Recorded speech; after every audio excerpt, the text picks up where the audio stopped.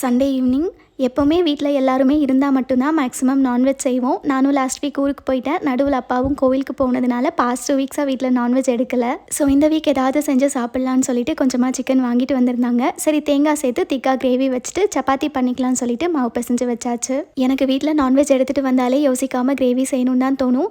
ஏன்னா டக்குன்னு செஞ்சு முடிச்சிடலாம். அதே மாதிரி செஞ்ச அன்னைக்கு விட அடுத்த நாள் தோசை, இட்லி, ரைஸ் கூட வச்சு சாப்பிட சூப்பராக இருக்கும். ஸோ உங்கள் வீட்டில் நான்வெஜ் எடுத்தால் இதை செஞ்சிரும் டக்குன்னு முடிஞ்சிரும்னு நினைக்கிற ரெசிபியை மறக்காமல் கமெண்ட்ஸில் சொல்லுங்கள். கிரேவிக்கு எந்த மசாலாவும் ஃப்ரெஷ்ஷாக அரைச்சி சேர்க்காமல் ரொம்ப சிம்பிளாக வெங்காயம் தக்காளி வதக்கிட்டு சிக்கன் ஆட் பண்ணி கொஞ்சமாக மிளகாய்த்தூள், மல்லித்தூள், கரம் மசாலா மட்டும் சேர்த்து நல்லா கொதிக்க வச்சாச்சு. அதே மாதிரி கிரேவியோட திக்னஸ்க்காக கடைசியாக கொஞ்சமாக தேங்காய் பேஸ்ட் மட்டும் ஆட் பண்ணியிருந்தேன். தேங்காய் அதிகமாக சேர்த்துட்டோன்னா டேஸ்ட் டாமினண்ட்டாக இருக்கும். ஸோ கொஞ்சமாக சேர்த்து நல்லா கொதிக்க வச்சு கொத்தமல்லி இலை தூவி இறக்கணுன்னா கமகமான சிக்கன் கிரேவி ரெடி.